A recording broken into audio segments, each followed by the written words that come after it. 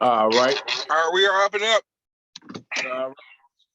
So we this is the first day that we're starting Revolutionary Hillbilly. Notes from the struggle at the edge of the rainbow. This is High Thurman's autobiography. High Thurman, the elders that's on here today, that's gonna be going along with our book reading today. And yeah, having him on here is definitely a treat, you know what I mean, where we can ask some different questions, delve in deeper into some of the stuff that he might not have put in here that he can go into and speak about. So it's gonna be a good book read. We're gonna be reading through it, so the people that's don't have a copy of his book can follow along. It's gonna be being shared, screen shared, so we can read along with it. So yeah, with that said, I'm gonna start off with this statement of unity that we always start off with. This is the reason why the Second Rainbow Coalition came together, and we refounded this May 14, 2021. So we do this so all the comrades that are part of the Second Rainbow Coalition understands why we are coming together, what this programmatic unity is based on, and keep on building this movement. So with that said, I'm going to start off with the second. You can do it, Alyssa, if you have it right in front of you. I'm asking if you could see what I'm doing. It says I'm sharing my screen. Yeah. You can see it. Can't see the actual book yet, so you probably just gotta go to the book. Cover up. Yeah. That's what you can see. Okay, just making sure. Thank you. Okay. All right, so I'm gonna go into reading the second the preface of the Statement of Unity for the Second Rainbow Coalition. It says the U.S. was founded as a colonial settler state based on white supremacy and slavery, stealing the lands of the indigenous nation, breaking every treaty made with them, and confining them to reservations, concentration camps. As the country became more powerful, the eagle sunk its claws into other nations, making war on Mexico and grabbing its northern territory, invading Cuba, Puerto Rico, Hawaii, and the Philippines, and either annexing them outright or making them colonies or neo-colonies. And in the 20th century, it became the major and peerless power in the world, exploiting both the people within its border boundaries and those in every other country, bullying them with military intervention and robbing them of their right to self-determination. As Huey P. Newton stated, we have two enemies to fight, racism and capitalism. It should be a quote, unquote right there. We're going to be talking about that this weekend. I forgot to put the quotation mark in the wrong spot. Between the two, capitalism is primary, racism is a byproduct of capitalism. The working people of the world of every ethnicity or nationality face a common enemy that is destroying life on Earth. Our enemy is a small ruling class of property owners controlling most of the world's wealth and resources. We must have our basic needs met to live a good and meaningful life: food, shelter, healthcare, education, freedom from oppression by the state, and peace with other nations. To obtain these essential things for life, we must have the power to see to it that the abundance that is available is shared equitably. Statement of the Unity for the Second Rainbow Coalition. The legacy of the First Rainbow Coalition dates back to its founding on April 4th, 1969 by the original Black Panther Party, original Young Lords, and Young Patriots Organization. A number of other organizations joined the coalition not too long afterwards, such as the American Indian Movement, Brown Berets, Rising Up Angry, the Red Guards, and others. Since the founding of the United States, the masses had developed a number of popular movements that came together to fight back against this capitalist imperialist system in various ways around particular demands. Nevertheless, none had established a movement quite like the First Rainbow Coalition. This historic movement was the first of its kind that established a model of class struggle like no other. Its charismatic leader, Chairman Fred Hampton of the Illinois chapter of the original Black Panther Party, stated that we aren't engaged in a race struggle. He said that it's a class struggle, goddammit. By uniting with the various oppressed ethnicities and masses, They were able to bridge the gap between the various ethnic communities that white supremacy had long sought to keep divided. This class solidarity equipped them with the material basis and the class consciousness to see their common class condition, therefore necessity to form a united front against their common class oppressor, the capitalist imperialist ruling class. The ruling class viewed this as the greatest threat to their class rule and subsequently used the entire repressive forces of the state, that is the police, courts, jails, prisons, intelligence agencies, etc., in order to crush this emerging revolutionary socialist movement. We refounded the Rainbow Coalition on May 14, 2021, with the intent of upholding the legacy of the original Rainbow Coalition. We believe that this historic example is the model for the united front that will best serve our class liberation. By upholding the 10-point program of the original Black Panther Party, which was subsequently adopted and later expanded by the original Young Lords, Young Patriots organizations, and all other original Rainbow Coalition members, we establish our programmatic unity. The 6 disciplinary rules that we uphold ties all organizations in our coalition to a common professional discipline.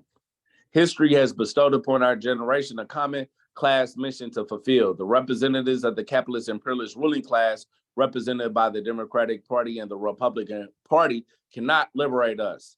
It is their class intention and interest to uphold our common class oppression. Therefore, it is only we, the oppressed masses of all ethnicities and nationalities, who must build the necessary class solidarity, class consciousness, organizational structures, and a united front that will ultimately liberate us. This is what the Second Rainbow Coalition is committed to. This is the historic mission we intend to fulfill. Dare to struggle, dare to win. All power to the people, boots on the ground. All members of the coalition are the New African Black Panther Party, White Panther Party, Green Party of New Jersey, Poor People's Army, La Mesa Nacional de Brown Berets, Fury, which stands for Feminist Uprising to Resist Inequality and Exploitation, NASO, which stands for North Alabama School for Organizers, New Era Young Lords, and Guardian Rebellion. The 6 disciplinary rules is 1, members will conduct themselves in a manner to bring credit to the coalition and will treat others with respect and politeness. 2, members will be sober when on Rainbow Coalition business and will not engage in any criminal activity while a member. 3, no member will engage in violence except in the extremity of self-defense. 4, members will not gossip nor be divisive to the unity of the Second Rainbow Coalition.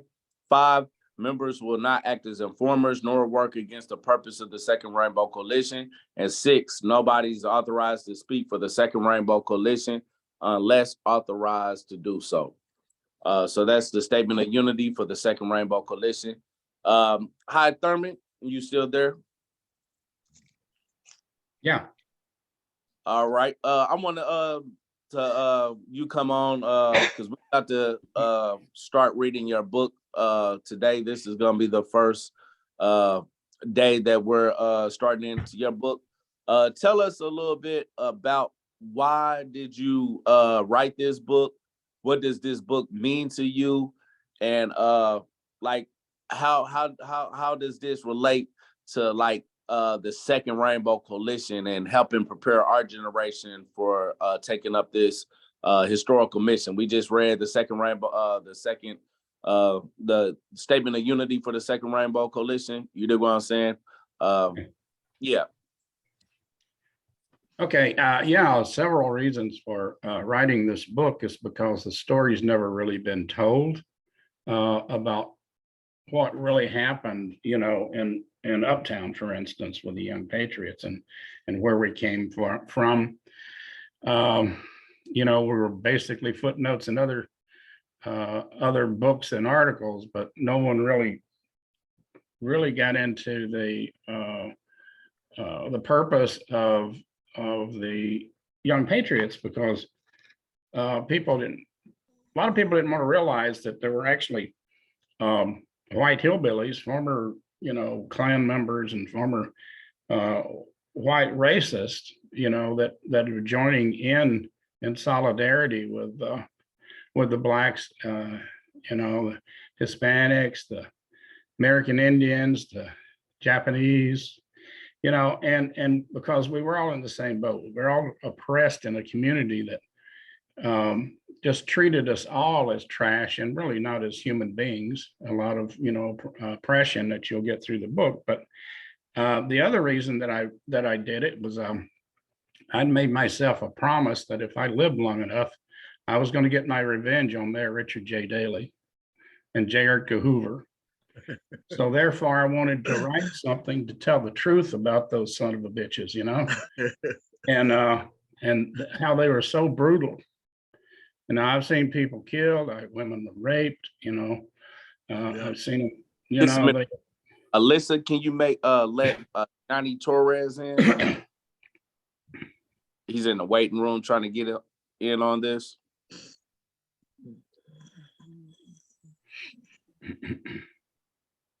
You still there, Alyssa? Yeah, I just gotta figure out how to navigate and screen sharing and doing that. All right, so go to the bottom where it says participants, and it shows Johnny Torres in the waiting room, and you can mid him. Yeah, I got it. With that ding sound, that's somebody trying to get in. You just it'll pop up on the screen, and you just hit admit, and they can come straight in. All right, I'm just gonna share it when we actually start reading it because I keep on flipping back and forth. 'Cause I keep trying to see what's going on, and it's stressing me out because I don't know what's happening. Okay. All right. How Okay. about trying to get back at Merritt Daily, proof of what really happened and everything? Yeah, welcome, Johnny. But Hey, what's going on? What's going on, everybody? how you doing, brother? Doing good, brother. Doing good. Yeah, as I was saying that I made myself a promise that someday, if I live long enough, I was going to get my revenge on Mayor Richard J. Daley and J. Edgar Hoover. And so this was my opportunity, to tell it like it was, like it was then. And because we were very oppressed, beat down. We were living in a slum, a ghetto. It was very bad. There were no health services. About the only service you got there was a service from a nightstick or, beaten up by the cops. And so we, as the Young Patriots, adopted their slogan, "We serve and protect," and claimed it as our own. And so we just, hey, it's just the book will tell the whole story, but it was just people who got fed up and just, we didn't care. We had already been beaten up, some of our members had already been shot, put in jail. So, what the hell else did they do to us? So we figured we'd fight back, and, we had some things under the cover that I won't even talk about, but, we still had some of our street gang mentality in us. And, we were going to fight back. So that's basically the reason I wrote it. And the second reason is I wanted to reach basically poor whites, and with the statement that I don't remember who made it, but I think it came out of Slick that said, white people need to go into their own community and, organize their own. Don't come into our neighborhoods and try to organize us. We need to organize our own people. So that's what we did. And I wanted to write the book that would reach people. And you'll see it's a very simple book. There's nothing academic about it or anything like that, because I wanted to reach people who were basically didn't have a high school education. And at that time when I was writing it, I was writing, to try to defeat white supremacy, but also wanting to show people that, hey, you can write a book, you're on your own. You don't need to be real bright to write a book. And so I put it in real simple terms, and simple chapters, very small chapters. And since that time, some other folks in the South are writing on other books that's sort of along the same framework, as well as others that are in, going to school and they're using their term papers like this. So That's the effect that I wanted it to have, and I wanted people to feel that they can write a book. And too many books have been written about the poor. And so the poor need to write about themselves. Absolutely. Those people that's written the books, other books should encourage, these poor folks, especially to write the books about their own life. Right. And that's, a lot of what, Johnny had done with the poetry. That's it. You talk about people's lives. So that's what we did. That was, those were the main focuses, as well as to keep, furthering the movement, the revolution. Absolutely. And so that's well, there's more, but I'll stop there. Okay. And we always have a discussion afterwards. At least on my days, that's how I'll be doing it. But you definitely we'll definitely ask a lot of the questions and about some of the stuff that we're in here. So we're gonna get straight into it. I'm gonna start off and read the foreword. I have Lisa, you can read the introduction of Making a Revolutionary. And then Johnny, read Life in Appalachia. And then I finish it up with Small Town Justice. And that end on page 22. All right, so with that, I'm about to jump right into the book. I'll give you a little second to put it up on the screen, Alyssa. Since you had a little practice there, I think you know how to get it on there. Okay. All right, you can see what I'm doing, right? Let me see. I'm moving it. Net check. It says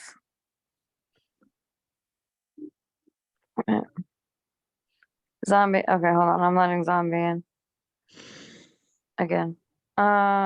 Share content screen. Start broadcast. That's what I missed.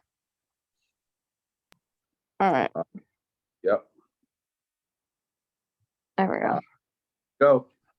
All right. Page 7. Forward by Amy Sonny and James Tracy. All right, we see it. All right, it says, the book you have in your hand is a history book, an organizer's notebook, and an autobiography. These are stories of unity against poverty and racism. Thurman is a hillbilly and a revolutionary organizer. As a co-founder of the Young Patriots organization, Thurman helped organize poor white communities and alliances with the Illinois Black Panther Party and Young Lords organization during the 60s. He is an educator who got his schooling in the fields of Tennessee, his PhD on the streets of Chicago, and his hunger for justice in the back of a patrol car. We have been waiting decades for this book. As young activists, the Patriots' legacy, documented only in footnotes and a few artifacts, sparked our 10-year journey to answer the question, how does a group of poor hillbilly white hillbilly come to stand arm in arm with Black Panthers, Young Lords, and Young Lords under the banner of a Rainbow Coalition? The answer took us beyond Chicago and back again as we wrote Hillbilly Nationalists, Urban, Race Rebel, and Black Power. As soon as we met Thurman, we knew this book was necessary. The allies, which the original Rainbow Coalition had much in common, the fighting urban renewal and slum conditions, lack of health care, employment discrimination, experiences of brutal police violence. The fact that they were able to work together over many years is testament to both the tenor of the revolutionary times and a lifelong political commitment they forged independently and together.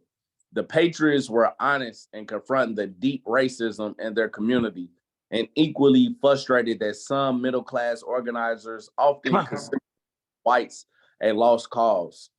The Patriots and their close collaborators understood that placing disproportionate blame on poor white people ignores the reality of racialized capitalism and thwarts the opportunity to organize. This is why the Patriots were worth studying. They attempted to build a political practice rooted in class solidarity with Black power and third world liberation, while also directly addressing legacies of racism and colonialism. They were a part of an informal tendency with groups like Rising Up Angry, White Lightning, the Intercommunal Survival Committee, and October 4th organization. The Young Patriots took responsibility to organize their own community in the North, most segregated city, while working together toward collective liberation. High Thurman remains on the front line today. We see Thurman and Ray Stansett. I forget how to say his name. How you say his name, High? Esteban. Yeah. That name right there. The first Rainbow Coalition participated in a counter mobilization against neo-Nazis in 2017. He has organized a new chapter of the Young Patriots in Alabama and an assault after speaker across the United States. In 2020, he launched the North Alabama School for Organizers, reflecting his commitment to accessible political education for all. Like many surviving members of the Rainbow Coalition, he never abandoned his values, even during the years of state repression forced many radicals into hiding. He is a revolutionary hillbilly. When Hollywood turns out propaganda naming hillbillies as ignorant and lazy and turn to this book. When you hear progressive activists deriding rednecks with a fake Southern accent, return to this book. Tell them about the Young Patriots. Introduce them to High Thurman. Show them the stories of another reality, the radical songs of the South written in the tent cities, picket lines, and pool halls. These are the stories we went looking for to guide our own activism. The leaders we met, named throughout this book, continues to teach us. Draw what lessons you may. Perhaps the most important one is the evidence of the possibilities beyond simple red and blue states, Black and white divisions. When populist movements arise, it is always the groundwork laid by organizers determining the story's arc. Let High Thurman's story show us the way from the front porch of hatred towards the bright morning of new solidarities. Amy, Sonny, and James Tracy, Oakland, California, November 20, 2020. I would say just briefly, it was a pleasure to meet James Tracy and Amy, Sonny when we went out on the West Coast for the West Coast book tour back in October. I thought I had started reading their book, Hillbilly Nationalists, before I even went out there. And I thought it was like a great book, a necessary book for all comrades of all ethnicities, but in particular, white comrades. We seen over the years different movements and how different movements what related to our white comrades, lower class white people in particular. A lot of people felt that they needed to get a part of our movement and have no voice, stand in the back, be quiet, listen to orders, and that's what it is. You know what I'm saying? But when you look at like the legacy of the Young Patriots organization, when you look at Rising Up Angry, when you look at the difference between those that still was committed to organizing within the white community and was trying to lead them and struggle against the racism and white supremacy while uniting behind different social conditions that affected them too. Like Bobby Lee, he came to meet High Thurman and them. He said, look, y'all paying these motherfuckers to beat y'all ass. You know what I'm saying? To come in here and y'all living in rat infested houses too. You know what I'm saying? They look down on y'all. They call y'all white trash. You know what I mean? Now that y'all came from the South and up here in Chicago now. You know what I mean? This is something that Bobby Lee was very artful and creative in building that common point of unity, where these white people that came up from the South, they was like, dang, we actually agree with you. Like, we in oppressive conditions too. And we hate the poverty that we're dealing with in our own community. And we need to organize our own community. And this was a division that happened, that this legacy really informs us that white self-determination is a part of this liberation struggle, but it has to just commit race suicide, where it's not going in the direction of neo-Nazism, fascism, and white supremacy. You know what I'm saying? But it doesn't ignore the conditions that the white population, especially poor white population, endures themselves. You know what I mean? So organizing like they did, I think is one of the lessons that, you know, white comrades, we want to convey to them out here. Like, we want you to organize your community. Like, we ain't gonna defeat racism by just talking about it. You know what I'm saying? Like, you got to get in your own community and tackle it head on. This is what Thurman and them did. I want him to share a little bit before I go to the before Alyssa reads the next chapter. Some of the stuff of how they were breaking down white supremacy, how even when they was using had the Confederate flag, what they eventually dropped as a hate symbol, but at the time they used this in a creative way to reach those white supremacists within their own community and break down barriers and have conversations about these type of topics. So I like High Thurman to share some of that with y'all. Okay, first of all, you need to understand that we were just a bunch of young kids, you know. In 1967, I migrated to Chicago, and those conditions that I was trying to get away from existed in Chicago. And so I wasn't any better off, except I had nowhere else to go. You couldn't go home. There was nothing there, you know, didn't really have a home. And so we had to stick with what we had. And most of us were, you know, we're undereducated.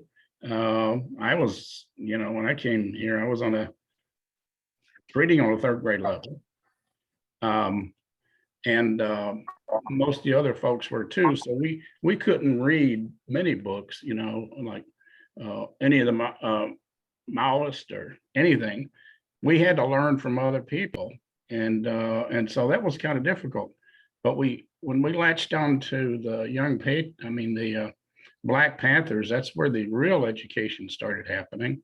And they're the ones that really, you know, taught us a lot about political education.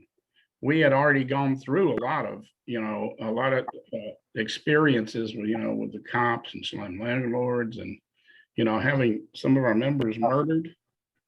And so, you know, it was kind of just a no-brainer for us to go and, you know, and try to follow somebody.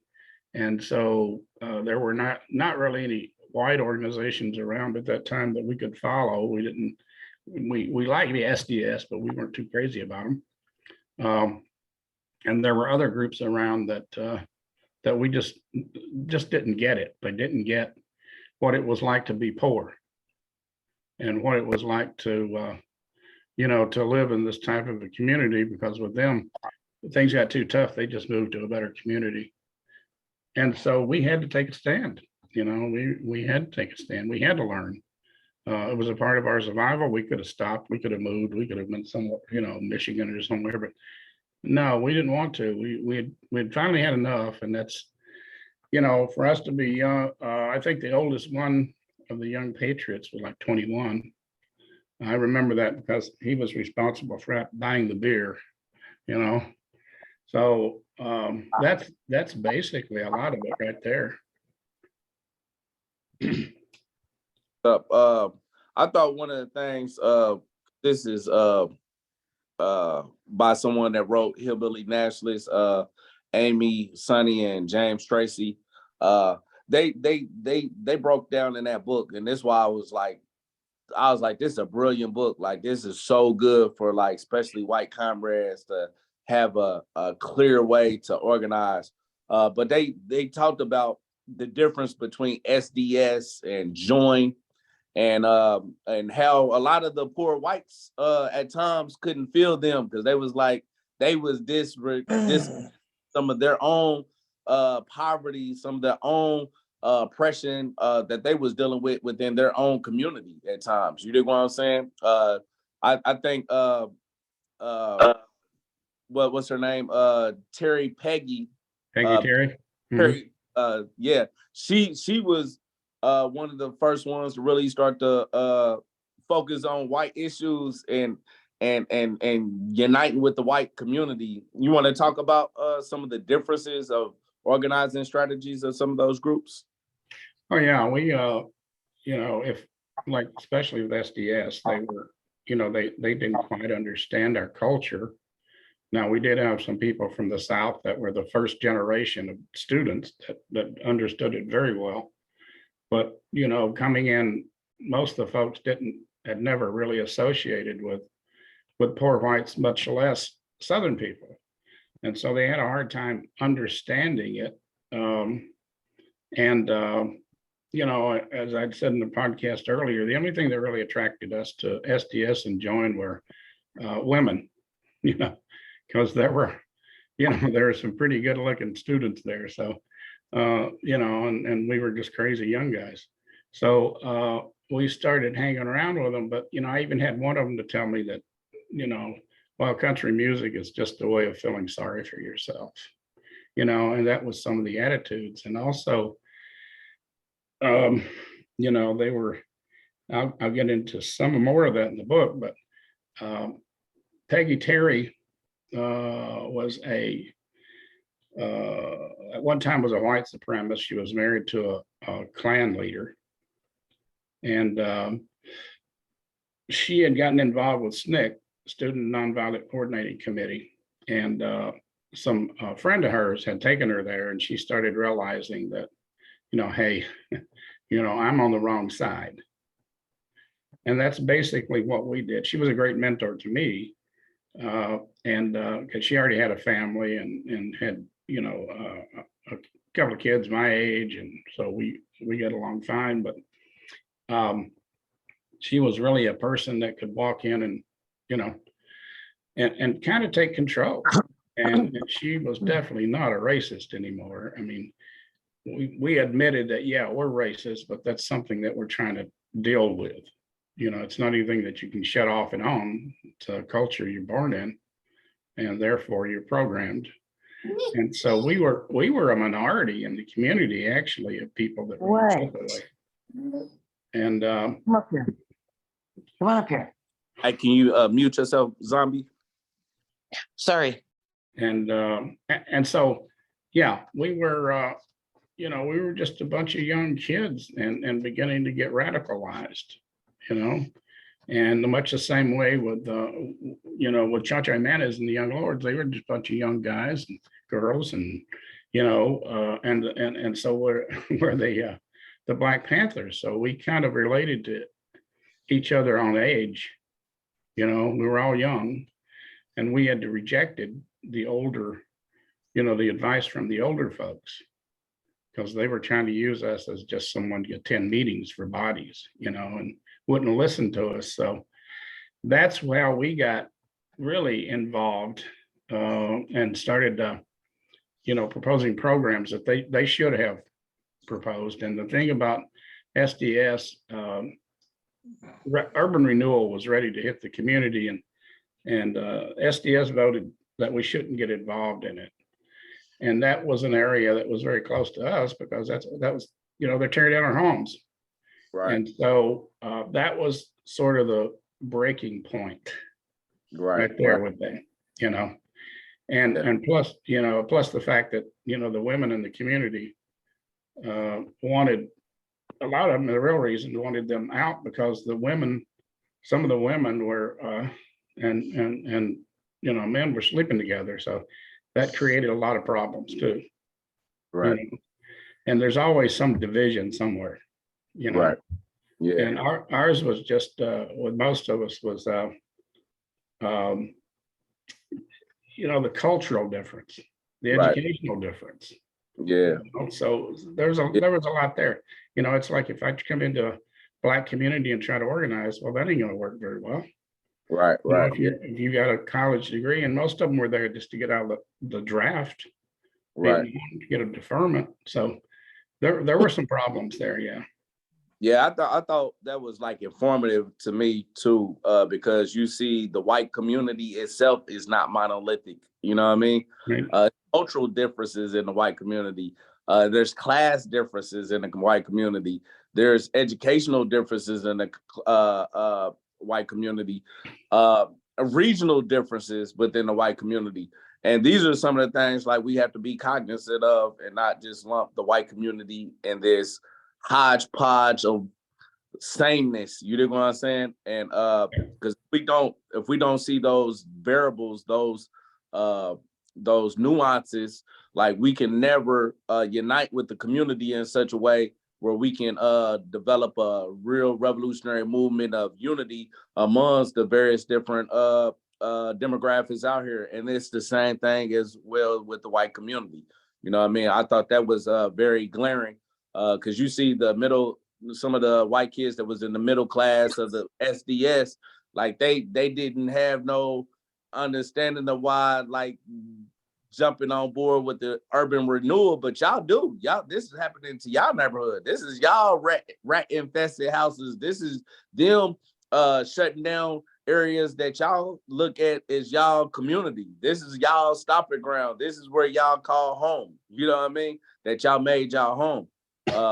And so listening to people, even in the white community, in oppressed white communities, is necessary in order to, really connect and reach that community as well. You know what I mean? So I thought that was very informative when I was reading Hillbilly Nationalist by Amy Sunny and James Tracy. So if anybody have any question before we go to the next, okay, go ahead, check.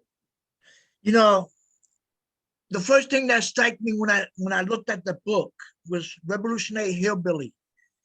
Hillbilly for us Puerto Ricans means a lot. It's a lot of pride involved. Jibaro in Spanish means hillbilly. And the young laws used to say, Jibaro sí, Yankee no, Jibaro sí, Yankee no. Jibaro, hillbilly, yes, Yankee no. And the first Puerto Ricans, this is some insight, some history I'm going to give you real quick. The first Puerto Ricans that resisted in Puerto Rico was Jibaros, hillbillies. So we Puerto Ricans, we are very proud of being hillbillies because that is in itself tells us that the original people in Puerto Rico were hillbillies. Farm workers, people who worked in the fields and stuff, for for 25 hours a day, maybe sometimes longer than that, but it struck me when I looked at Revolutionary Hillbilly. You should be very proud of being a hillbilly, very proud, because we Puerto Ricans, we are proud of being hillbillies. Because we are the ones who started the rebellion in Grito Helares in 1868. Grito Helares. We started that. It was the hillbillies. And the hillbillies have always been fighting in Puerto Rico. And we ain't stopped fighting yet. Just to piggyback off of what he just said, my friend just moved to the States from Puerto Rico, I would say like 4 years ago. And it's still to this day like if you call somebody a jibaro, like that's from like the the campo, you know what I mean, then it's a family thing. But like if somebody from like San Juan or whatever, the capital, calls you that, it's like a derogatory term. So it's still to this day like viewed as the same way that it is here in America. Yeah, that's insightful. I didn't even realize that until you brought that up, Che and Lissa.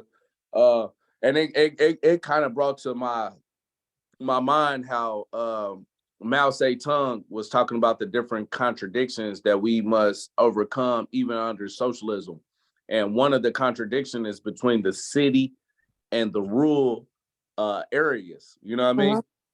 The city looks at themselves as being more sophisticated, more knowledgeable, more up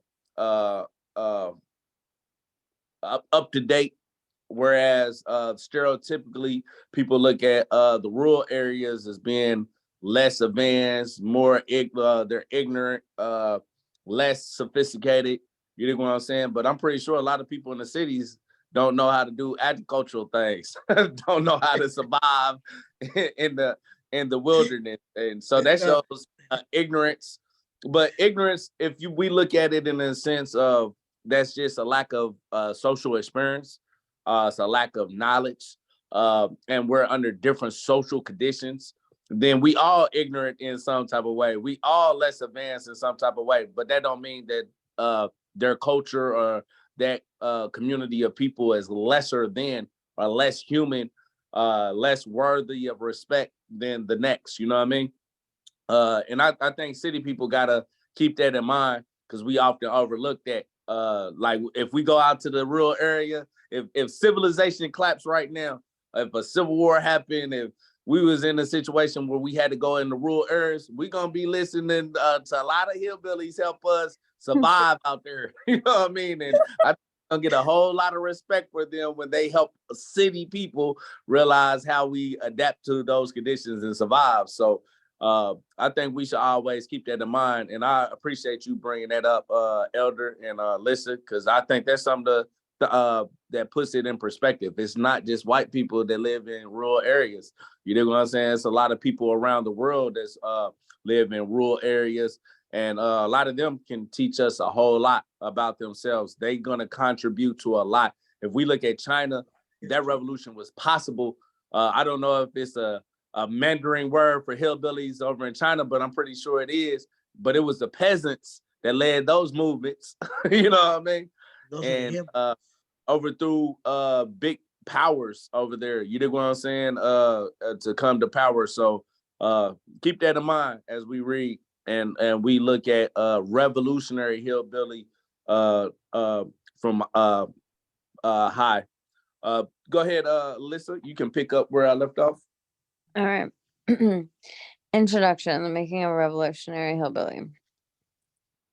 Quote, when we say south, we mean south of the Canadian border, end quote. Malcolm X, 1964. Quote, the United States has always maintained a white underclass whose role in the greater scheme of things has been to cushion national economic shocks through the disposability of their labor, with occasional time off to serve as bullet magnets in the defense of their empire. How do I pronounce that last name? Joe Pageant? I just say magnet. Yeah. I was gonna say, it looks like pageant, right? Kind of. Yeah. All right, so that's from Rainbow Pie, a memoir of Redneck America. All my life, I've been a hillbilly. Since 1967, I have been a revolutionary hillbilly. For over the past 5 decades of my life, I have waged a war against poverty and racial injustices. I was a founding member of the the Young Patriots Organization's YPO. We were a group of Southern white youth dedicated to serving and defending our community, an impoverished neighborhood called Uptown in Chicago. We were Southerners whose families migrated to Chicago's Uptown neighborhood looking for work. We came to form part of the first Rainbow Coalition, working together with the Black Panthers and the Puerto Rican Young Lords. The Rainbow Coalition built unity across the color lines, starting with our common experiences with poverty. The Patriots fought for freedom and equality in a city that denied us both. We fought against racism, police brutality, and city planners who administered the urban renewal program to force poor people out of their homes. Modeled after the Black Panther Party for self-defense, we organized free health services, breakfast for children's programs, food pantries, and legal services for poor in the Uptown. Until recently, the Patriots' history was only cited in the footnotes of books about the Students for a Democratic Society, SDS, the Black Panther Party, and the New Left.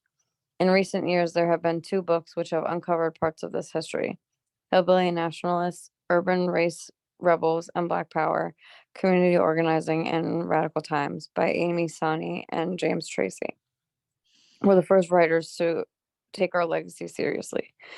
From the Bullet to the Ballot, the Illinois chapter of the Black Panther Party and Racial Coalition Politics in Chicago by Jacoby Williams examined the original Rainbow Coalition's political platform and leadership of Black Panther Deputy Chairman Fred Hampton. Throughout the years as a radical organizer, I have taken notes about what I have seen. I want to explain who we were as revolutionary people, why we started the Patriots, and what we hope to accomplish. My work stems from my experiences as a poor person from the South. It draws on my life in Uptown and the challenges I personally faced as a result of police brutality, poverty, class hatred, and other forms of harassment, and how it refined my ability to organize. Most importantly, I attempt to preserve the history of a forgotten people dealing with the with the brutal conditions of migration, starvation, slum living, death, disease, classism, racism, police brutality, and even murder. We were a struggling people fighting to keep our identity and dignity in a city that would not allow us to assimilate and would not accept us when we tried. I want to demonstrate how a group of poor people, uneducated to the process and techniques of organizing, stepped up to demand to be heard and refused to be victims of an oppressive system. This book is my attempt to take these notes from my notebook so that they can be of use to the next generation of activists.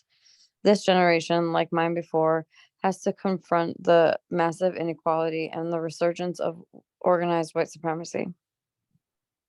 They also have in front of them the task of facing down an environmental catastrophe. I hope that by sharing my experiences, the successes and failures of organizing, that this book might make their work a little easier. Hi, Thurman, Huntsville, Alabama, 2020. Thank you, comrade. Does anyone, I know that's pretty much his prologue, his summary, introduction to what the book is going to be about. If anybody has something to say about this, if not, we'll jump right into it. I definitely want to say something about this next chapter, but I want to leave the door open to anybody if they have any comment that they want to make about the introduction. Okay. Go ahead. Would you gonna say something, Johnny? Yeah, that was actually a great introduction right there. It was very powerful. It was strong, and it definitely got to me. Definitely showed a lot of strength in an introduction, and that's something that, you know, when you do write like an anthology or a book or a biography, the introduction, it always has to be strong, because right when you have the introduction strong, they're gonna be set the whole way of the book. They're gonna be ready. They're like, they already got the hook in them. You know, Yeah. it was already strong, and it definitely showed like a lot of roots just right then and there for that 4 minutes would be just read. So that's what I wanted to say. That's what's up. Yeah, I think this is going to encapsulate a lot of stuff. I read this book, so I already know what it's about, and that's why, like this next chapter that we're gonna read, Life in Appalachia, it's an eye opener. Hearing, I knew about some of this stuff by reading like W. Du Bois and Souls of Black Folks, the tenant farming system and stuff like that. But I learned a lot more when I was listening to High, reading this book, and you know, seeing how it was for people that lived and was tenant farmers, you know what I mean, sharecroppers and stuff, you know what I mean, and how the mechanization of capitalism drove a lot of Black people and a lot of white people off these farms, and they had to migrate west and north to look for job opportunities. Like, that was one of the first casualties of the transition within the agricultural sector of the economy once it started to mechanize. This is also a reason, and I take snapshots of this to explain what's going on internationally. Like, for instance, the United States, their problem at the border ain't no problem of people fleeing the country just because they want the American dream. Nah, they've been experiencing the American nightmare. You know what I'm saying? I met a person in prison that was telling me and I already kind of knew this, but he was actually a part of the bourgeoisie, the capitalist class. So he could share some, and it's the only millionaire I ever met in prison. Like I met a lot of poor people. This is the only millionaire, but he went against his own class. That's why he found himself in prison. He did some, what's it, Bernie, what was his name? That did the Ponzi scheme. I forget his name. He's been in there for so long. But yeah, he went against his own class. That's why he went in there. But one of the reasons why a lot of the people was been flooding in from Mexico is because just like the mechanization here happened here in the United States and drove a lot of Black and poor and Chicano and indigenous people off those farms, because they started to mechanize it, coming in with tractors and different advanced technologies where they didn't need as many people on these farms to produce even more agriculture and stuff. The same thing the United States has been doing to other countries, to Mexico, for instance. A lot of those peasant farmers couldn't compete with these big agro businesses, you know what I'm saying, up here in the United States, which forced a lot of people to the cities, first to Mexico, and then coming across the border. You know what I'm saying? So this is also a part of the economic social division of labor that once these changes in production happens, affects us in a very dramatic way. You know what I'm saying? So this is something that I want y'all to pay attention to when he started talking about why they left the South and what life was like on these as a sharecropper back then. You want to pick up on life of Appalachia, Johnny? Yeah, of course. The first major influences on me became a lifelong activist was being raised in the poverty-stricken South in the remote, undeveloped regions of Appalachia in the 1950s and 1960s. Poverty was so widespread that people were experiencing hunger on a daily basis, and the results of multiplication were catastrophic since these regions collected very little taxes. They were denied government funds to change living conditions. Government programs in education and job trainings were underratable. Unattainable. Okay. To Unattainable. those, okay. To those in the mountainous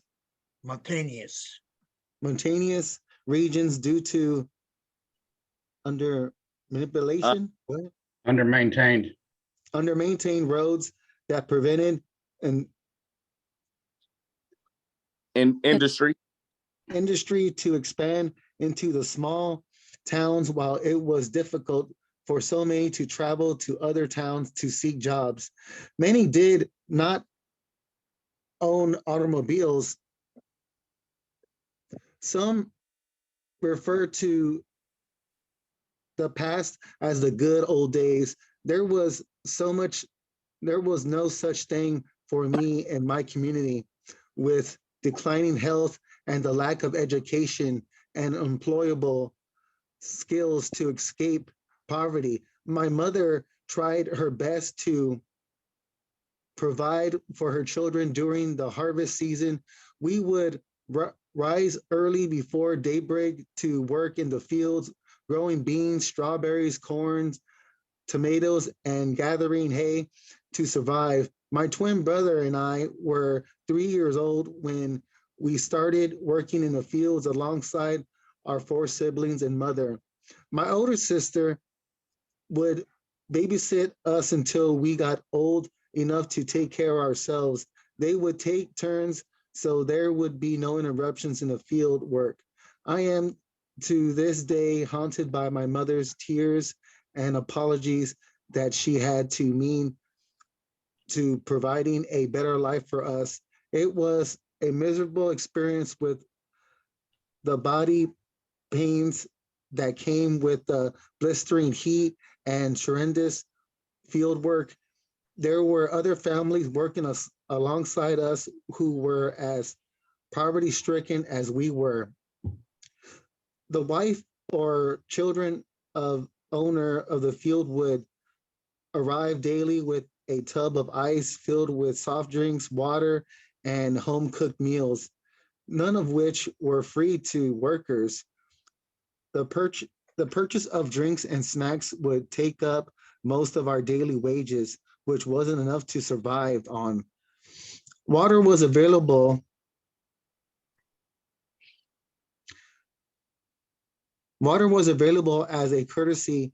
As I got older, I would often look up to the hills from the field and see the field owner's house with a beautiful green yard, swing sets, and outside tables where as his family would sit in the evenings and enjoy the fruits of their labor and mine as well. What would it be like to live like that? I would wonder. At the end of the day, we would pull our daily wages to come up with the amount that would assure us eating that evening and help supplement rent or rundown shack because of the Inadequate. inadequate maintenance on the shacks. We would at times put cardboard and newspapers on the inside walls to keep the cold air out. When we were short on rent, we would sometimes move to another shack, or remember, we would have to cook outside on a makeshift grill when our wood stove would wear out. Electricity was a luxury we couldn't afford. We considered ourselves lucky when blackberries and raspberries were in season because we could harvest them and sell them for 100% profit to preserve them. When we had time, we would plant vegetables and raise a few chickens until I got older. My brothers would sometimes hunt squirrel and rabbit for our supper. Fish was a constant staple in our home. My older sister and my mother both were the same shoe size and for many years shared shoes. When my mother had to take a trip out of town, she would wear the shoes during the summer months when my twin and I were very young. We did not wear shoes. Our siblings, we don't wear shoes. Our other siblings were cheap shoes to work in the fields. My older sister, remembers that when she was a child, due to lack of beds, she would sleep in a dresser drawer until she got older and outgrew it. Most, most clothes were hand-me-downs as my twin and I were the youngest.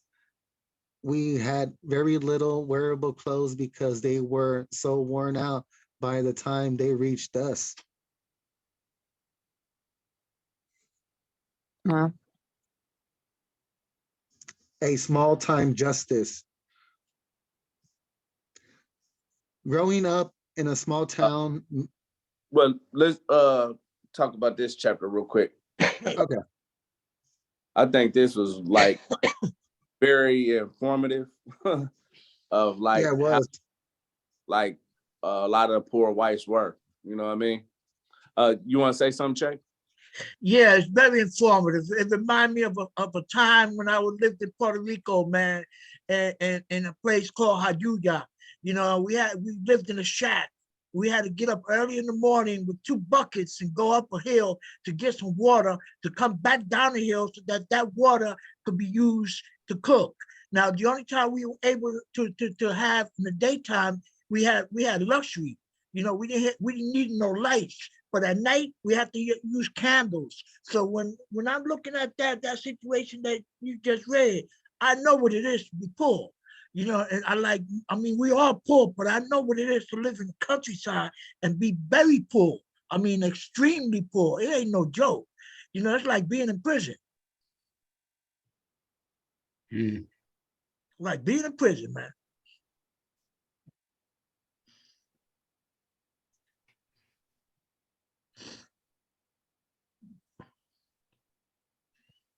I'm over forget the the mute button was on.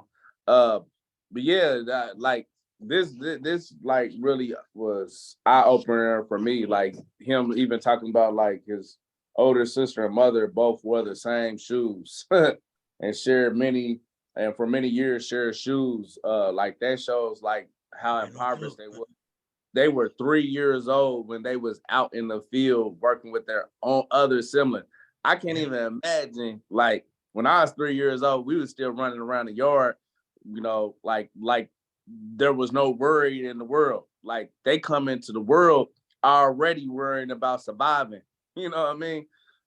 And contributing to the household, you know what I mean? And this was a similar situation for a lot of Appalachian whites, right? High down there at that time. Right. Yeah, there were a lot of people in poverty, as we'll get into, but there was no programs to help people out at that time, and it was just a group of people that that the middle class has to maintain so they can be middle class, Right. and we were providing, whatever we were doing, our labor, was just making the owner richer, Right. and that's all that was doing. And then we were all classified as just white trash, Right. and so nobody would have, even in schools, we were taunted, and it was just, whites and blacks, we were working Right. alongside blacks too. They were, yeah, we thought we had it bad. Well, they had it worse, because of the racism that went on, and a lot of these farmers wouldn't hire black people, Right. So it was, and this is where one of I think one of the areas where I began to, respect people, black people, and because they were living in the same environment we were, Right. except it was much more dangerous for them because it was a sundown city, and they had to live in certain areas, and it's just terrible. It just I still get pissed off. I try to talk about this, Right. Yeah. Man, that's crazy. It just highlights the fact of how class is oppressive no matter what your skin pigmentation Yep. look like. You know what I mean? And this is right here the basis of how we connect with the lower class white people out here. Like they're in all of our neighborhoods, like we live around white people that's in the same conditions that we in, like on welfare, get food stamps, in dilapidated housing, got roaches in their house, mice in their house too. You know what I mean? Live in neighborhoods where broken glass and streets is fucked up, potholes everywhere. You know what I'm saying? Like these are the ways that we relate, and to find that common point of unity that we can organize around and relate to, and indict the system together. Because when we go to the rich areas, no matter if they white or black, we see plush streets. We see streets without potholes. We see the police officers out there like with smiles on their faces. You know what I mean? We see schools that's got all the best school equipment, computers, nice basketball courts, football fields, best scientific labs. These are the differences that we have to expose and highlight to intensify the contradictions of why, like when we talk about unite with all oppressed people at the bottom, this is how we do so. You know what I'm saying? And I appreciate that you shared that part of your upcoming comrade, because it opened my eyes of what Appalachia whites was going like enduring. Like we, even poor people today, you know what I'm saying? You made a good point in our interview today that poor people today don't even want to acknowledge that they poor because they got the same amenities that people that's better off have. Like all of us mostly have electricity if we have a house. And that's not absolutely the case in every situation. But even for a lot of poor people, we got electricity, you know what I mean? Which was a luxury for y'all. You know what I mean? It was a luxury for y'all. You know what I mean? Y'all didn't have that. But I think it highlights the fact that, we have common conditions today that we might have more amenities, more creature comforts. But at the end of the day, like you were saying earlier, like a lot of people working 2 jobs to keep those things. A lot of people lose 1 job, miss a paycheck, get injured at work, don't get workers' compensation. They don't have that no more. You know what I mean? They 1 or 2 paychecks away from it. You know what I mean? I seen one day on I want to say it was Oprah or something like that, when she had her program up back in the days, and they were saying that the let me see.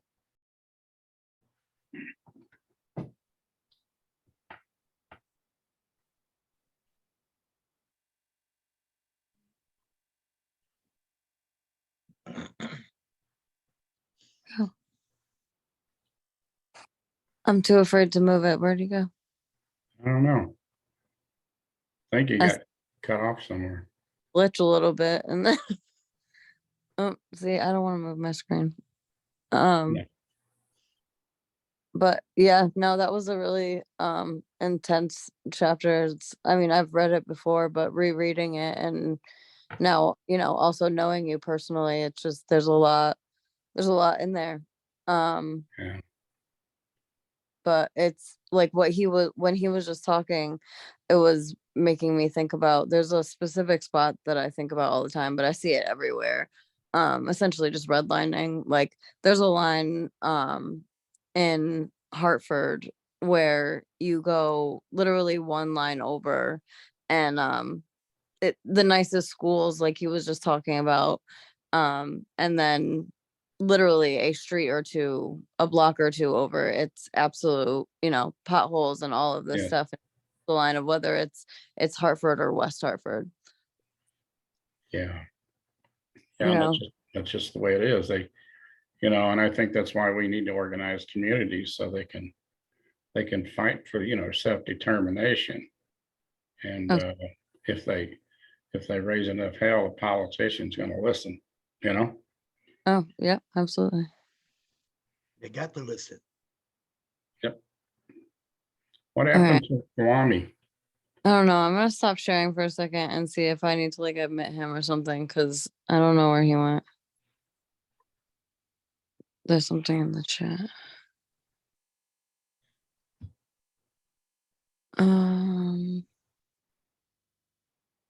Here we go. Hold on. Yep, I gotta admit him back. There we go. We got him back.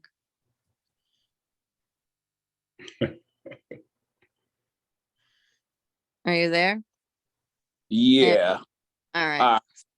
I forgot to put on my do not disturb. I got a prison phone call that cut me off. Hopefully you call me back a little later, because I think I know who it is. But yeah, that's all I was saying, that like when we look at our poverty today, like we have to accept like the fact that it's all right to acknowledge that you're poor. Like we got to get back to acknowledging that we're colonized, that we're in modern day slavery, that we are a part of a class of people that is barely making it. You know what I'm saying? And stop deceiving ourselves as if everybody's middle and we not. You know what I mean? We just came through that great recession about 15, less than 15 years ago, where a lot of people lost their jobs and houses and all kind of stuff.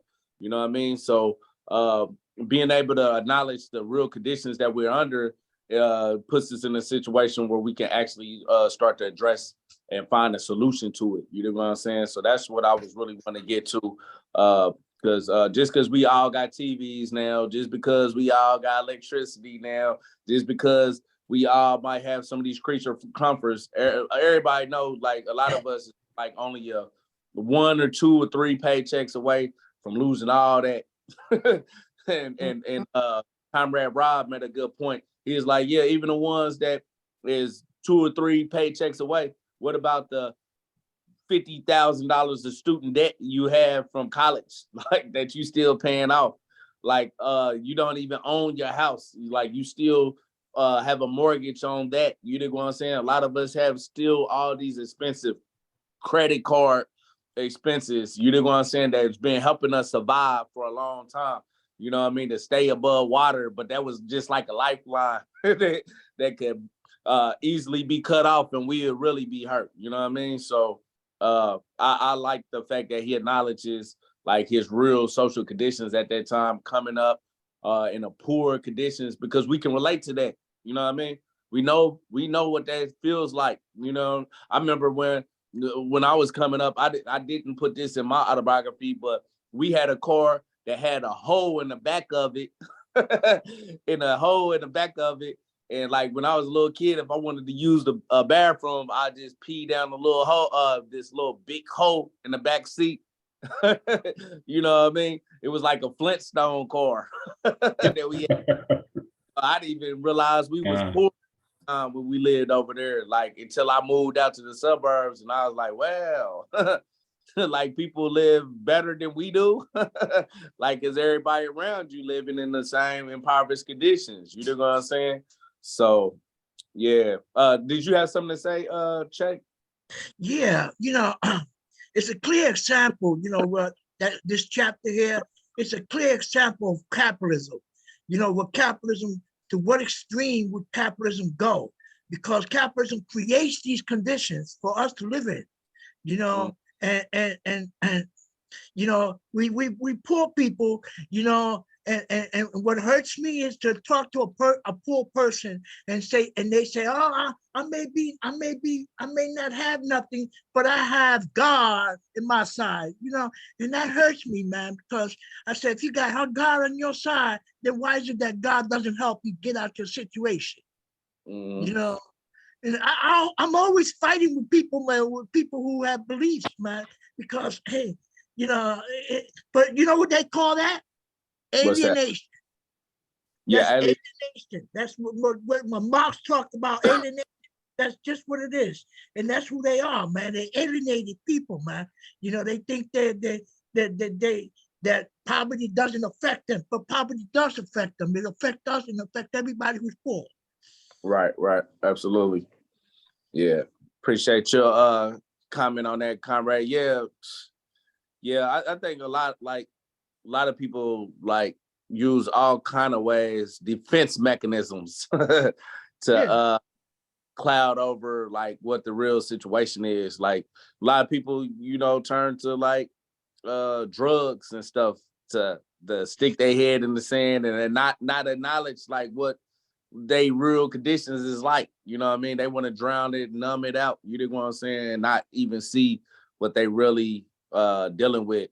Some people drown it out with all type of distractions. You know what I'm saying? Video games nowadays, like a lot of people in the video games, using social media, all type of distractions, not to really pay attention.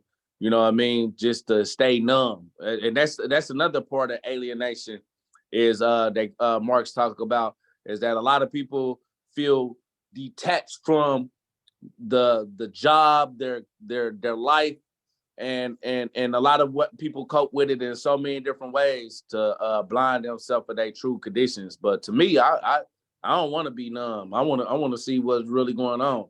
You know what I'm saying? I want to face the pain, because once I face this pain, then I can find a solution to treat this pain. You know what I mean? That's how I became a revolutionary, because I was like, okay, I'm angry. I'm fighting against all these unseen forces, don't know how to put a circle around it. But once the Black Panthers and revolutionaries helped me put a circle around it, I was like, oh, hell nah, y'all fucked up now, because I know where my real opposition is now, and I can identify you. You no longer invisible. You know what I mean? I can call you out. And I realize now I'm more of a threat now than I ever was when I was a criminal. You know what I mean? And it's not for a bad reason. It's actually for a good reason. It's like I can wake other people up. I can expose the contradictions. I can show the people a way how we need to unite. You know what I mean? This is what Thurman is talking about in this book. You know, he's on his journey of consciousness where he start to recognize, like, yeah, this don't have to be this way. You know what I mean? We all facing these same common conditions, and we need to unite around with other people that is facing the same conditions as us. You know what I mean? So his journey for answers, truth, and meaning, you know what I mean, was found through the revolutionary struggle from going from the South to the North. And right now we seeing his life in the South, and I can see why he started to look at, like, man, this shit fucked up. You know what I mean? And relate back to that past that he had in the South, and saw that when they came to the North, hey, your conditions really did get improved. It really just took a new form of poverty. You know what I mean? They thought they was going to the, and I don't want to give it all up, so I'm gonna stop right there because I'm kind of giving up other parts of the book. But did you have something to say, Alyssa?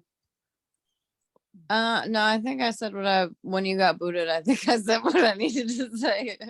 You just kind of about like redlining and stuff and how prominent it is in all of the different communities, basically was one of the things that I brought up. Okay. If I get booted again, go ahead and pick up Alyssa, because I think I know who this is from Prison Calling Me. I've been waiting on this call forever. He just had a bad timing. Because this All right. Got I two really, pages. yeah, just take up from after that if he do call back.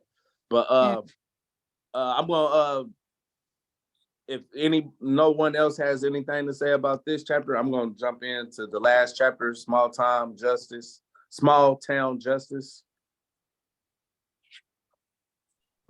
All right. So small town justice. Growing up in a small town made many poor whites and blacks a target for crime by the local cops. They would arrest and falsely accuse young men and women for crimes that were committed by the more privileged in the county. My family was no exception to false accusation. Several times the cops picked me up and my brothers up for questioning about a crime, even though we were nowhere near where they were committed. Due to this treatment, we were treated with indifference and harassed by other members of the county. In 1965, I was accused of stealing money from the vending machines in the town. I had proof that on the date of the crime, I was not near the crime scene. Still, I was accused of being a lookout for crimes on other crimes in case the cops would appear. Although the cops would not charge me, they did arrest my twin brother and sentence him to 1 year confinement in a juvenile detention facility in Nashville. In 1966, the owner of a roadside truck stop reported the theft of an expensive horse saddle from his place of business. A friend and I were detained by the county sheriff who accused us of stealing the saddle. The sheriff demanded to examine one of my shoes. I found it comical when he stated that the dry mud on my shoe matched the mud behind the truck stop. In fact, the same soil was found all over the state of Tennessee. He informed us that he had witnesses who saw us steal the saddle. The saddle was allegedly taken from the kitchen of a truck stop that was open 24 hours a day, all year round. Apparently, it was closed for one night when the saddle was taken. According to Sheriff Thurman, my friend and I were observed entering through a restroom window in the rear of the building around 2 a.m. that morning, and were later seen removing the saddle from the building through the same window. My friend informed the sheriff that we had been in the bathroom before and that the window was too small to put the saddle through. He ignored us when he informed him that we had an alibi for the period of that time the crime was committed. And he ignored us when he asked for the names of the witnesses and what they were doing in the wooded area behind the truck stop at the time of the morning. When we were given 24 hours in return to return the saddle, or we would be charged with the crime. When my friend and I tried to talk to the owner of the saddle, we were met by one of his hired men, someone known to be connected with the Southern Mafia, who pointed a revolver at us and said, "If you don't return the saddle, I will hunt you down and take care of the situation." We decided to lay low for a few days, knowing that the sheriff would be searching for us. Several days later, we heard that someone from another town in the county had been charged with the crime. The most disturbing accusation came in late 1966 when I was picked up and questioned for being a part of the rape of a teenage girl by 3 assailants. She identified the attackers as being in their late teens to early 20s. She stated that one was wearing a brown jacket. I was wearing a brown jacket when I was picked up. The cops informed the girl's parents that they had picked up a suspect and asked them to come to the station to identify him. Fortunately, our families were friends and I was charged. I was cleared as a suspect. When I left the station, the cop said, "You got away this time, but we will get you the next time." No one was ever charged with the crime. The girl and her family eventually moved back to Michigan. Even my older sister could not escape police harassment. When she was 15, she had an uncomfortable experience with a cop when he appropriately touched her as he was searching her. She fought back by attacking him and scratching both sides of his face. He believed that she believed that by fighting back, she could avoid being charged for assaulting a police officer because he would have to explain his behavior.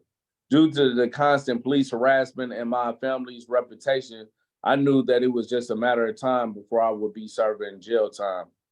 I started making plans to join the military on my 17th birthday in February 1967.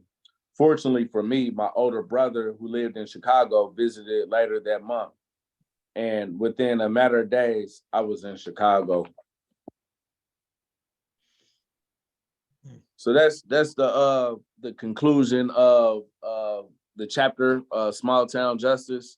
Talking about his experience with the police down there. I didn't even realize like until reading like this book and stuff that like a lot of the poor whites was dealing with the police harassment like they was dealing with, you know what I mean? How just like us, like they blame us for anything, you know what I mean? And we find ourselves as suspects with all kind of alibis to prove that we wasn't even there. You know, you'll take the people that's probably suspects, they account for why how they saw us at this location and all this other stuff, but that's because they're privileged. But you'll look at us like, they need to steal and do all this other stuff. So yeah, they guilty. You know what I mean?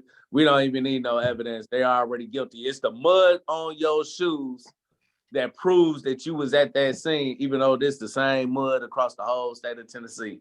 You know what I mean? I thought that was ironic. Yeah. You want to talk a little bit about that? How discriminated you felt about that situation? Well, yeah, they make you feel like you're dirt, and they just always looking for something to blame you. And I know several people that came from the middle class or upper middle class that that committed crimes, and I know people that were sent to jail because of their crimes. I also know of the sheriff before, the Sheriff Thurman, who's related, but he wouldn't claim we were related. The sheriff before him, his son ran a guy off the road just, because he didn't like him, and the guy died, and he was never charged with anything, and that type of thing. You could literally get away with murder depending on which class you're in, But us, we couldn't get away with anything. They were constantly harassing, I mean, like Chicago, we went to Chicago, you just be riding around or walking down the street and here's the lights, and there just weren't any escaping on it. My brother, they also got him trumped up on another charge, and he became the trustee, I guess, in the jail because he had to stay in the county jail. Mm-hmm. And they made a mistake of making him a cook. And he gave everyone a cop in their diarrhea. That was his revenge. But he said, well, I got those son of a bitches back, you know. And so, you know, that's what it was like. It didn't make a difference, you know, and these cops were no different from Chicago. You know, they'd arrest people and they'd try to arrest women, you know, and thinking there's some sexual favors there. Mhm. And so, you know, it was just like, you know, it was like Jay said, you're living in a prison. You know, it's the same as living in a prison. You got your guards there. There's somebody always on your case all the time. And they were physical, you know, they would beat the hell out of you too. And I Right. guess a lot of you have seen, you know, some of the Southern, you know, some of the movies about the Southern towns, and a lot of it's like that. But the problem is, after you get a reputation like that, you can't get a job. They won't hire you, you know, so there's no need in even going in and applying, you know, because you already got that stigmatism on you. And they all know you because it's a small town. Right. And so you had to go work in the field. You know, you had to do some kind of labor, you know, just physical labor.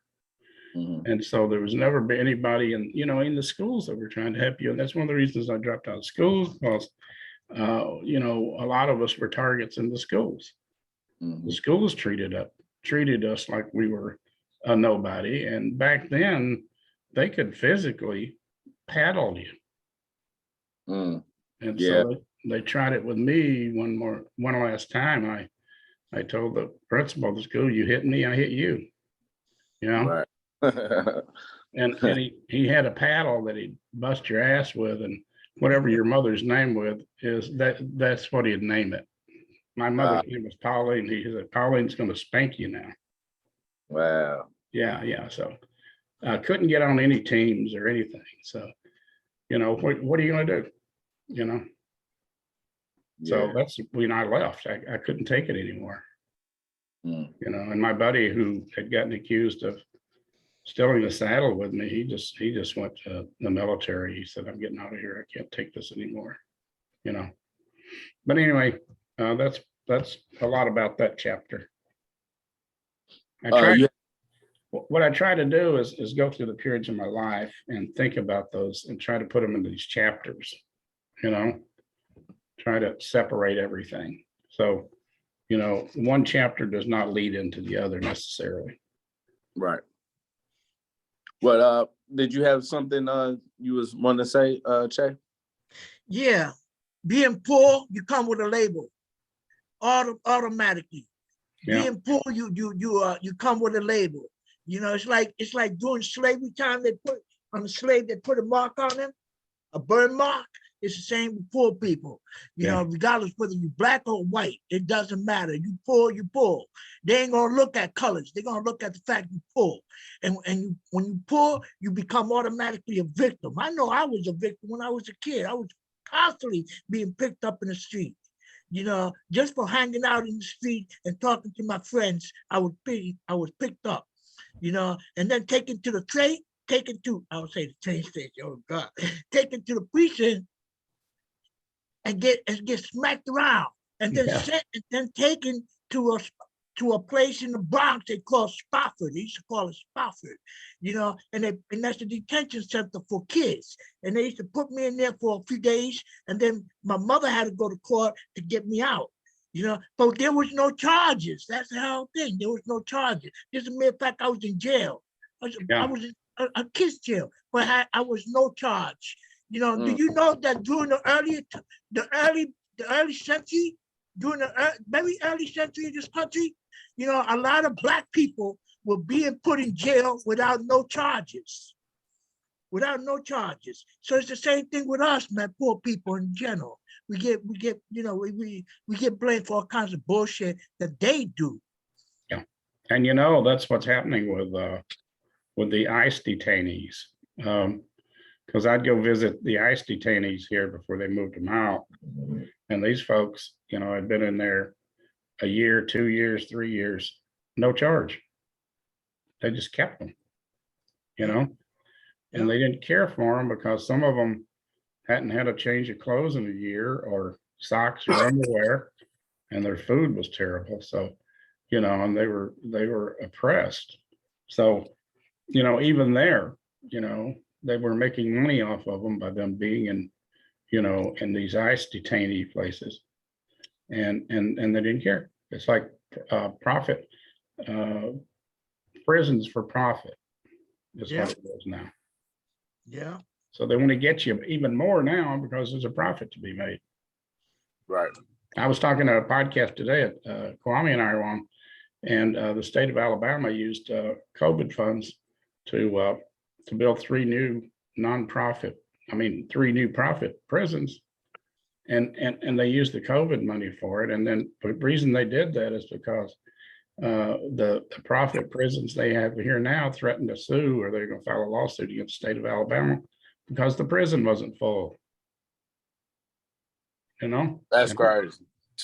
yeah. Who are they going to go to? You ain't going to go out here in the Yeah, suburbs. who you gonna lock up? So it's not full. Yeah. So how do we make it full? Who they gonna go lock up? Yeah, that's it.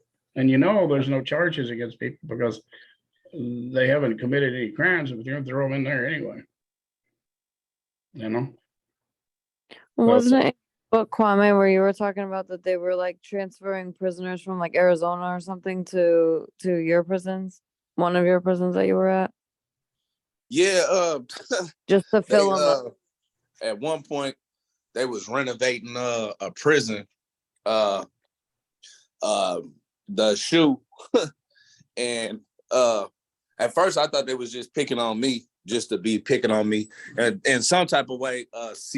Newcastle was, but sending me there was also thing they was doing to everybody around the state at that time, because they had renovated one of the sides on the Supermax, and they get more money on these Supermax prisons than they get regular prison cells. A lot of people don't know this. Yeah.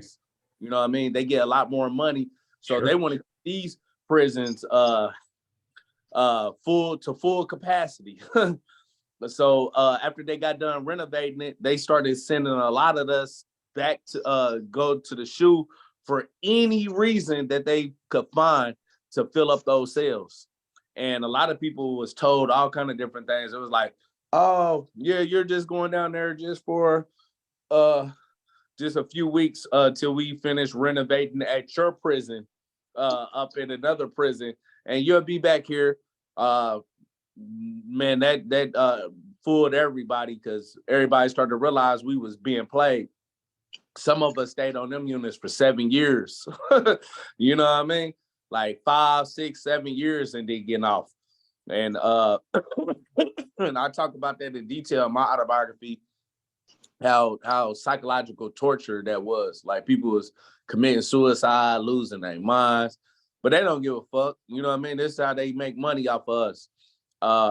We expendable. You know what I mean? We not even human. We not even fully human to how the system look at us. You know what I'm saying? So it's similar to, you know, how they relate to us out here on the streets and harass us, pick us up for anything, and charge us with just yesterday, one of my comrades got out of the prison after 24 and a half years.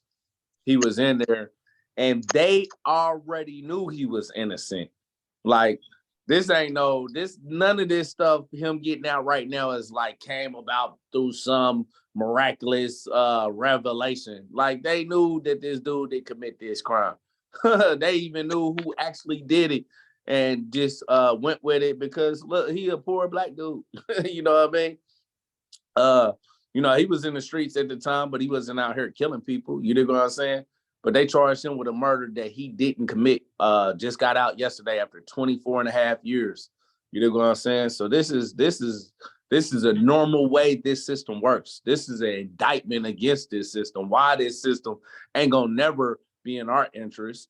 Like I don't have no love for this system. You know what I mean? I know this system don't care about none of us on this Zoom right now. You know, that's why we organize, and that's why we educate, and that's why we going tours. That's why we talking about my book, High's book, gonna talk about Aaron Dixon's book, you know what I mean? Because we have to liberate ourselves, you know what I mean? Like nobody's gonna do this for us. Hey, Sister Anna, I see you just jumped on. Yes, can you hear me? Yeah. Oh, okay, okay. Yes, I just caught a last bit of what you were saying as far as the prison system is concerned. Right. And it just come down to as far as the business itself being a private business where, you know, most of these prisons are accumulating a lot of money, getting a lot of money, and the state and the federal government is giving them a lot of money. And yes, like you say, you know, as far as the detainees that's there, they don't care, and they draining the family to a pulp, you know, where the family have to take care of everything down to buying your toilet tissues, buying writing utensils, soap, or else you will be ass out. And it is unfortunate how, you know, a system, a inhumane system still exists, and there's little to nothing that's being done about it, you know. And yes, we need to organize, and we need to really rally against the inhumane treatment that's still going on in the system, where it's no surprise where they even have females staying at male correctional center because of a security risk, like what they did to some of our revolutionary comrades who's incarcerated, like you know, Ashota Shakur and a number of other people. So, you know, you know, my heart goes out to individuals like, you know, what you had to go through and your brother. And, you know, I praise him for keeping a strong mind, which you have to keep. And only thing you have shown that you don't let your condition define who you are, but you was able to override those adversity that still exist. Right. Right. Absolutely. Appreciate that, comrade. Glad you up on here. We at the tail end of it, but this good discussion, you know, about High's journey, you know what I mean? And we going on this book tour in a couple weeks, you know what I mean? So I'm glad that the comrades that's jumping on here, some of y'all are gonna be out here. We'll be able to see Alyssa out there when we go to New Haven. Looking forward to that. You know, hold on. Okay. Yeah, and being familiar with my story, being familiar with High's story, I think this is gonna make some of these presentations even more informative and poignant, because people see deeply into our story. You know, when we do these presentations, we giving a summary and connecting it back to the bigger picture of why we building this movement, creating principled unity across the country, but actually knowing the details of our story, humanizing us, showing the struggle that we had to go through before we even became revolutionaries, you know what I mean? And why we became revolutionaries, you know what I mean? And that's what we learning about High now, you know what I mean? Y'all saw how I got here. Now we about to learn how High got to going from being in the southern state to Chicago, once being a racist, then becoming a revolutionary, once being a part of a gang, then being a part of a revolutionary organization, working with individuals that we see as legends like Fred Hampton, you know what I mean? Like Bobby Lee, you know what I mean? Like Jose Chacha Jimenez, you know what I mean? And this is the legacy he comes out of, you know what I mean? So learning about his journey, learning about the Young Patriots organization, is going to inform our generation of what white comrades can do within their community and how we want to relate to them. They not allies to us. They comrades to us. You dig what I'm saying? And we make that distinction. Allies can come and go. Comrades Right. being a revolution. You dig what I'm saying?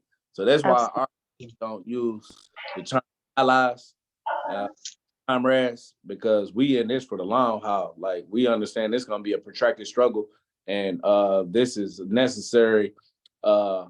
This unity amongst all the oppressed people to make this revolution possible. You know what I mean?